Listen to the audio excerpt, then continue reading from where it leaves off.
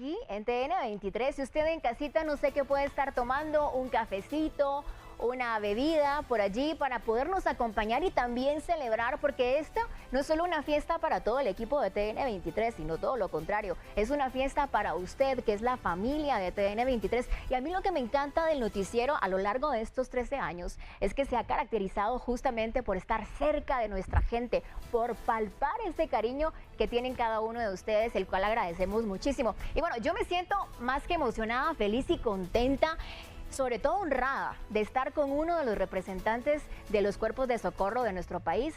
Él pertenece a Bomberos Voluntarios y ha sido en los últimos días pues también viral a través de las redes sociales. Ya vamos a ver un poquito de eso. ¿Cómo está Francisco Sal? Muchas gracias, Rodi. Buenas tardes. De estar por acá con ustedes celebrando los 13 años de TN23. Ay, muchas gracias. Usted es parte de nuestra familia y sabe que yo siempre digo que sin ustedes realmente no sería lo mismo, porque el trabajo que hacemos acá en TN23 se alimenta muchísimo de lo que hacen los cuerpos de bomberos, evidentemente, aunque son noticias que a veces no queremos saber porque son situaciones trágicas en muchos de los casos. También hay que hablar de este acto heroico que ustedes llevan a cabo. Recordemos un poco esas emociones que usted nos puede compartir, que se vienen a la mente cuando pasa cualquier evento, no solo el antes, sino durante y después, Francisco.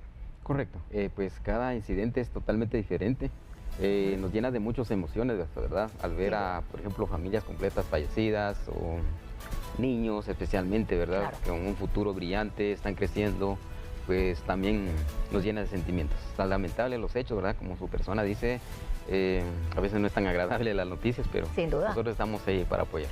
Pero bueno, una pregunta que siempre me he hecho es porque siempre hay cosas que le golpean a uno, ¿no? Porque uno es ser humano, uno es hijo, uno es hermano, uno es nieto. Y cuando vemos todas estas noticias, como usted habla, sobre todo los niños, las familias guatemaltecas, ¿cómo se preparan ustedes, Francisco, mental y emocionalmente para poder afrontar todo esto extremo que ustedes viven día a día? Porque son momentos muy difíciles y cruciales de su trabajo. Pues efectivamente, ¿verdad? Nosotros nos preparan desde la escuela, nosotros estudiamos un año, somos aspirantes a bomberos y nos preparan de manera física y psicológica y mentalmente también. Bueno, ¿cuándo empieza su preparación, Francisco? Desde que uno ingresa a la escuela como aspirante a bombero. ¿Cuándo dijo Francisco, yo quiero ser bombero? ¿Desde que era niño? ¿Fue un sueño? ¿Cómo fue? Cuando tuve un accidente con mi ojo, yo pensé en ayudar a la gente, ¿verdad? Y de hecho ingresé a reservas militares, estuve 6 años ahí. Pero Dios me puso en este lugar, ¿verdad? Como bombero voluntario en el 2006, que empecé como aspirante a bombero. Me gradué en el año 2007. Bueno, ustedes son unos ángeles, son unos héroes también, Francisco. Hablemos un poco sobre lo más reciente que hemos vivido en Guatemala, lo que marcó la historia de este año, sin duda alguna, ese accidente en Calzada La Paz, en donde vi un video porque busqué muchísima información, porque quería estar muy cerca de esa historia de Francisco Sal, y veía ese momento, usted fue de los primeros que recibieron la llamada. Hablemos un poco sobre esos momentos en donde reciben la llamada de alerta y el momento en el que llegan. Usted creo que estuvo 1 kilómetro pues de descenso para llegar a este punto en donde estaba este vehículo de transporte de pasajeros, ¿verdad?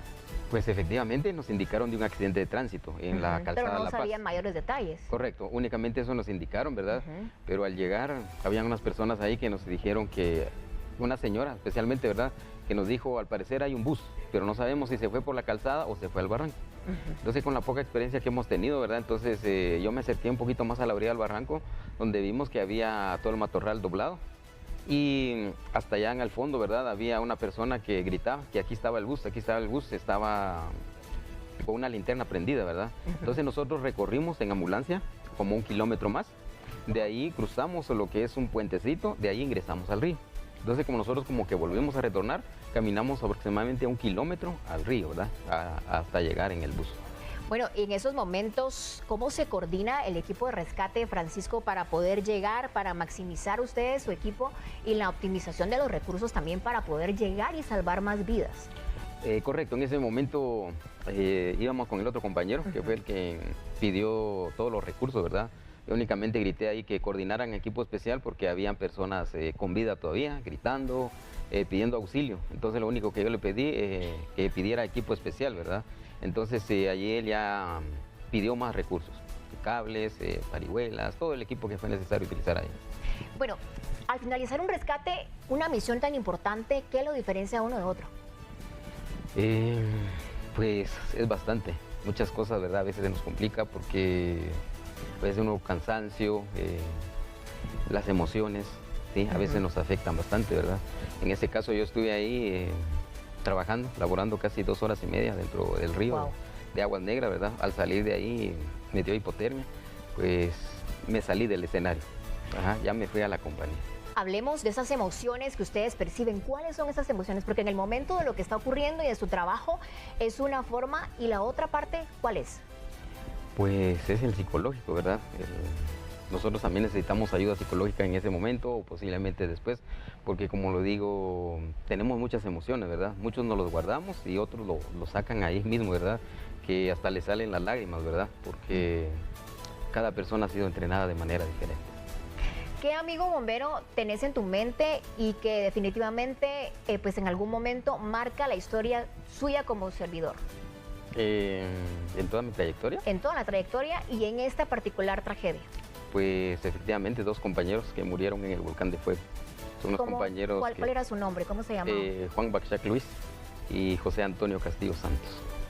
Son compañeros que murieron en la tragedia del volcán de fuego. Wow, impresionante realmente. Y ustedes se enfrentan a eso. Después de todo lo que ustedes reciben la información, ¿qué es lo que sucede? ¿Qué es lo primero que hacen? ¿Llevan su equipo? ¿Cómo es que ustedes actúan en ese momento? Pues dependiendo del tipo de incidente, porque en algunas ocasiones nos indican de una vez qué tipo de incidente es, ¿verdad?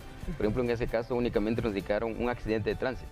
Sí, nosotros no sabían cuántas personas. No sabíamos exactamente, hasta llegar realmente al escenario donde estaba el bus, entonces ahí nosotros ya coordinamos todo el equipo. ¿Sí? ¿Y qué pasa por su mente cuando ve hacia abajo en ese barranco y ver esa dimensión que tenía?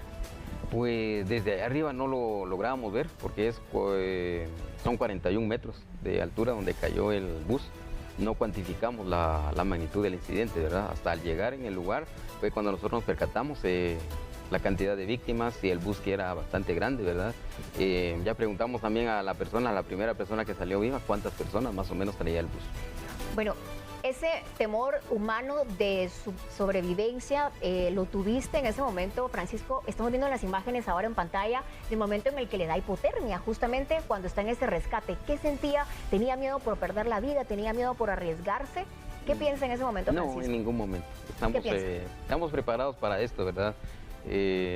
Dios nos usa como un instrumento y legalmente sí, en ese caso me dio hipotermia, pero gracias a Dios la fuerza de voluntad es la que ayuda a sobresalir. ¿Qué dice su familia cuando sale de casa, Francisco? ¿Hay alguna bendición? Porque siempre las abuelitas o las mamás le dan a uno la bendición. Exactamente. Mis papás, a Dios gracias que están mi papá y mi mamá todavía, que siempre nos bendicen a la hora de salir de la casa, ¿verdad? Igual al llegar también nos bendicen. Bueno, ¿y cómo son esos momentos para ellos? ¿Alguna vez han conversado? Porque están viendo las tragedias en los noticieros y todo y saben que usted está ahí atendiendo. ¿Cómo ellos lo perciben? ¿No han conversado esos momentos para ellos en sus rescates y lo que ustedes hacen? Correcto, pues efectivamente ellos están muy contentos. También se sienten privilegiados, ¿verdad? Por tener un hijo bombero.